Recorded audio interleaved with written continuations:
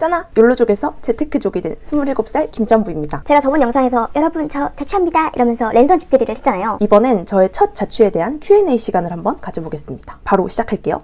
왜 자취를 하게 됐나요? 사실 저는 부모님이랑 30 전까지 같이 살 줄 알았어요. 부모님이랑 사이도 진짜 좋았고 제가 전원주택에 살았었는데 그 전원주택 특유의 약간 힐링한 그 느낌을 너무 좋아했었거든요. 정말 모든 게 좋았지만 가장 힘들었던 게 바로 교통이었어요. 마을버스 딱 한 대 있고요. 이것마저도 30분에 한 대 있습니다. 그리고 서울 가는 버스도 한 대가 있는데 이 서울 가는 버스를 타려면 20분 정도 걸어 나가야 돼요. 근데 이제 거기서 6년을 살았거든요. 심지어 이 중에 3년은 서울로 출퇴근을 했었는데 왕복 3, 4시간이 걸렸습니다. 그래서 가끔 제가 막 저축률 80%다 이렇게 말하는 영상에서 아이고 저거 부모님하고 같이 사니까 저렇게 모을 수 있지 라고 하는 게 저는 그것도 맞는 말이지만 조금 억울했던 게 왕복 3, 4시간 그것도 막 버스에 이렇게 서서 낑겨서 출퇴근을 했었거든요. 그걸 버티면서 그렇게 다닌 건데 그건 아무도 몰라주나 막 이런 게 조금 속상한 적이 있었거든요. 아무튼 그렇게 3, 4년 정도 서울로 출퇴근을 했었어요. 근데 그때는 어떻게 다녔냐면 일단 전원주택이라는 그 힐링이 너무 좋았기도 했고 시간이 정해져 있잖아요. 아침 6시에 일어나서 출근 준비하고 또 6시에 퇴근하면 그냥 뭐 버스 시간 맞춰서 퇴근하고 이렇게 딱 정확한 스케줄이 있으니까 자취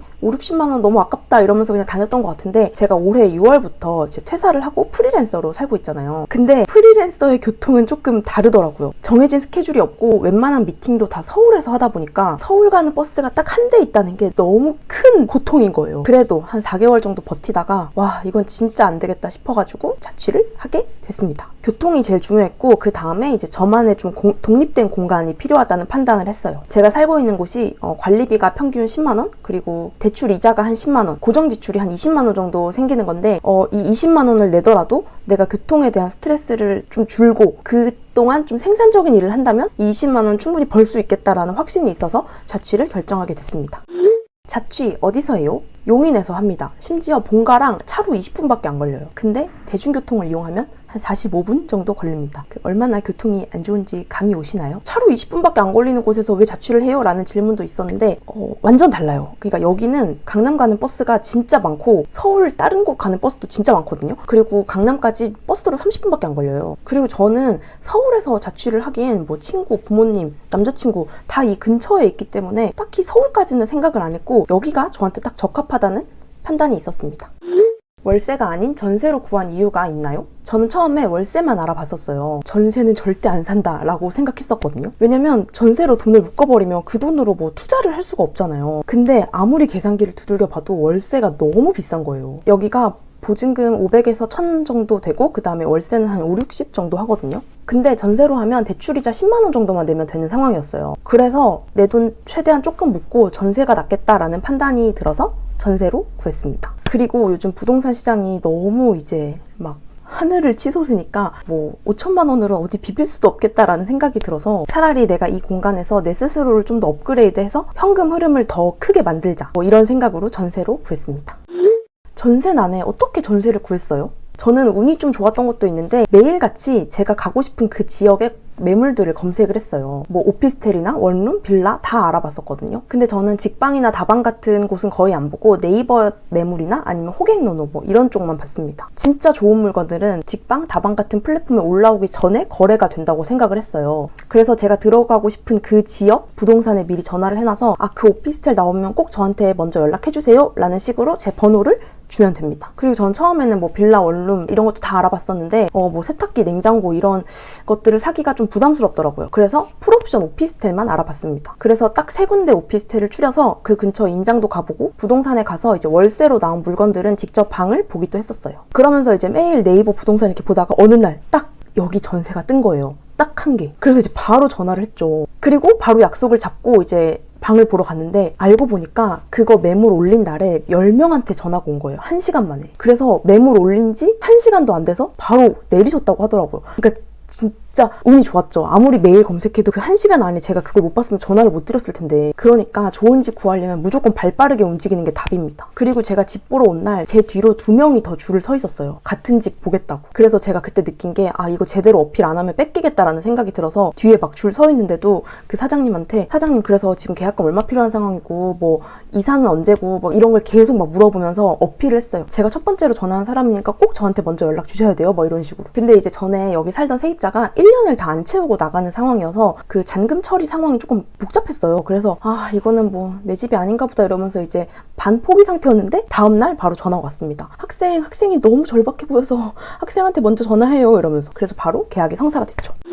전세 대출은 어떻게 받으셨나요? 제가 예전에는 대출을 엄청 무서워하던 사람이었어요. 뭔가 그 어른들의 세계 같고 대출 남의 돈 빌리는 거 싫어 이랬었는데 약간 자본주의에 대해서 공부를 하면 할수록 대출은 무서워할 게 아니라 이용해야 되는 거더라고요. 그래서 저는 이제 부동산 공부나 경매 공부도 아주 짧게 했었으니까 부동산 그 대출 상담사분들이 계세요. 대출을 상담해 주시는 상담사분들. 그래서 그분들하고도 이렇게 전화를 몇 번 한 적이 있어서 대출에 대한 이제 두려움이 좀 없는 상태였어요. 그래서 저는 제가 갖고 있는 5천만 원 중에 제 자본은 최대한 적게 드리고 그 전세 대출이 80%까지 나오니까 그거를 풀로 땡기자라는 생각이었습니다. 그리고 대출에 대해서 어느 정도 알고 있었기 때문에 주거래은행이 가장 좋은 대출이 아니라는 것도 잘 알고 있었어요. 그래서 대출 상담사분들하고도 연락을 해보고 요즘에는 각 은행 플랫폼마다 전세 대출을 이렇게 조회해 볼 수 있거든요. 대출이 얼마나 나오는지, 예상 금리는 얼마인지 이런 게 다 어플로 나와요. 다 해봤는데 그중 카카오뱅크가 가장 저렴하더라고요. 청년 전월세 보증금 대출로 7천만 원 대출을 받았습니다. 그리고 금리는 1.8이었어요. 진짜 저렴하죠. 그리고 카카오뱅크가 진짜 시스템이 완전 편리해요. 인증받고 서류 보내고 이런 걸 다 어플로 했습니다. 그래서 제가 살고 있는 이곳이 전세 9천만 원인데 7천은 대출, 그리고 2천은 제 돈을 넣었습니다. 카카오뱅크 메뉴 들어가면 맨 밑에 전월세 대출 메뉴가 있어요. 거기 들어가시면 내가 지금 어떤 일 하고 있는지, 연봉은 얼마인지, 내가 하려고 하는 집 보증금이 얼마인지 이런 거 하면은 얼마 받을 수 있고 금리 얼마인지 다 조회해 볼 수 있습니다. 부동산 계약 과정은 어떻게 하셨나요? 사실 저는 부동산 공부를 하면서 제가 집을 사서 그 집을 전세로 어떻게 내놓을 건지, 즉 전세 세팅을 어떻게 할 건지만 고민을 했었거든요. 그래서 제가 세입자가 될 거라고는 정말 생각도 못했어요. 그래서 약간 계약할 때 자존심이 좀 상하더라고요. 근데 이것도 좋은 경험이다 생각하고 이 계약 과정을 꼼꼼하게 기억하려고 했었습니다. 일단 크게 보면 자취집 알아보기, 가고 싶은 지역에 임장 가기, 부동산에 내 전화번호 뿌려놓기, 물건 나오면 연락 후에 집 보러 가기, 가계약금 입금하기, 확정일자 받기, 대출 심사 완료, 잔금 입금하기, 관리비 미납금 확인하기, 전입신고하기, 그리고 이사하기. 이렇게 되는데요. 어떤 집을 보고 그 집이 마음에 들면 제가 이 집 계약할게요 라고 하잖아요. 그럼 이제 가계약금이라는 걸 먼저 입금을 해요. 근데 이때 이걸 꼭 부동산 중개인이 아닌 그 집 주인에게 입금을 해야 됩니다. 만약에 집주인 이름이 홍길동이다 그러면 그 등기부등본이라는 게 있거든요. 어떤 이 집의 주민등록증 같은 거라고 생각하시면 돼요. 그 등기부등본을 떼서 찍어서 보내줘요, 중개인이. 그럼 그 등기부등본에 집주인 이름, 집주인 주소, 이 집의 소유자가 몇 번 바뀌었는지, 이 집을 살 때 은행에서 얼마 빌렸는지, 그러니까 그런 대출 관계까지 다 나오거든요. 등기부등본을 보면서 이 집 시세에 비해 빌린 돈이 너무 많으면 그 집은 안 들어가는 게 좋습니다. 나중에 내 돈을 돌려받지 못할 수도 있어요. 그래서 그 등기부등본에 나온 집주인 이름이 홍길동이고 내가 입금하려는 계좌명도 홍길동이어야 돼요. 이거를 확인을 꼭 하셔야 됩니다. 저 대리인이고 아니면 제가 다 할게요 이러면서 중개인 이름으로 입금하고 이런 거 절대 안 돼요. 무조건 집주인 계좌명으로 입금을 해야 됩니다. 대리인 이딴 소리 하면 그냥 무조건 걸으세요. 사기입니다. 그리고 뭔가 부동산에서 이제 찍어서 보내주는 등기부등본도 못 믿겠다라고 하면은 내가 직접 뗄 수도 있어요. 대법원 인터넷 등기소에서 700원이면 열람을 할 수 있고 1000원이면 발급할 수도 있습니다. 그럼 집주인 계좌로 가계약금을 입금하고 바로 그날 관할 동사무소나 등기소 혹은 정부24로 인터넷에서도 확정일자라는 걸 받을 수 있어요. 이 확정일자를 꼭 바로 받아야 됩니다. 그래야 이 집주인이 이 집을 통한 담보대출을 받을 수 없게 돼요. 내가 이 집에 대한 권리 1순위를 받을 수 있어서 전세 보증금을 지킬 수 있습니다. 이걸 만약에 집주인보다 늦게 해버리면 나중에 이 집이 경매에 넘어갔을 때 내가 받을 수 있는 돈이 없어요. 그래서 확정일자는 바로 받아야 됩니다. 그리고 확정일자를 받아야 대출 심사도 진행이 돼요. 제가 확정일자를 안 받은 서류를 이렇게 찍어서 카카오뱅크에 올리니까 카카오뱅크에서 전화가 오더라고요. 고객님 확정일자가 안 찍혀 있어서 지금 만약에 서울이시면은 그냥 근처 등기소 가시면 됩니다. 이렇게 되게 친절하게 안내를 해주시더라고요. 그래서 여러분 너무 겁내지 마세요. 뭐든 부딪히면은 그 관련된 거기서 일하시는 분들이 친절하게 안내를 해주시더라고요. 그리고 저는 계약일, 잔금일 둘 다 집주인을 직접 만나서 부동산에서 계약을 했습니다. 이때 집주인이 안 나오는 경우도 있다고 하는데 그건 절대 안 돼요. 왜냐면 그 등기부등본에 있는 이름이랑 주민등록증에 있는 사진을 보면서 그 집주인 얼굴을 이렇게 비교를 해야 되거든요.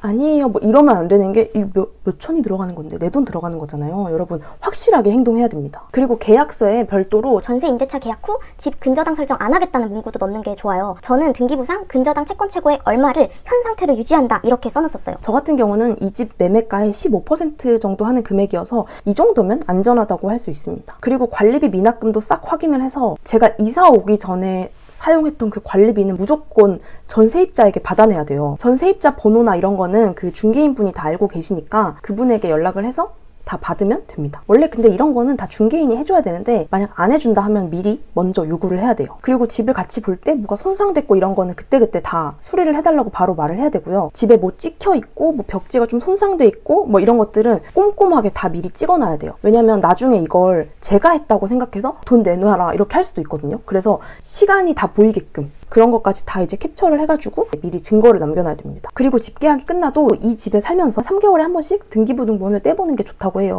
이 집이 계속 내가 계약할 때랑 똑같은 상태로 안전한 상태인지, 그리고 뭐 등기부등본 보는 게 좀 어렵다 이렇게 생각하실 수도 있는데 네이버나 유튜브에 치면 보는 방법이 다 나와 있어요. 이거를 언젠가는 내가 풀어야 될 숙제거든요. 지금 몰라도 나중엔 알아야 돼요. 그러니까 그냥 미리 빨리 아는 게 좋습니다. 돈 관련해서는 아무도 믿지 마세요. 눈 뜨고 코 베이는 세상이거든요. 너무 불안하면 전세금 반환 보증보험을 이용해도 되는데 저는 안 하긴 했습니다. 그리고 대망의 잔금일날 이제 잔금을 입금해야 되는데 카카오뱅크에서 제 계좌 통과 없이 바로 집주인 계좌로 이렇게 넣더라고요. 7천만 원을 그냥 저의 계좌 통과 없이 바로 집주인한테 뿅 갔습니다.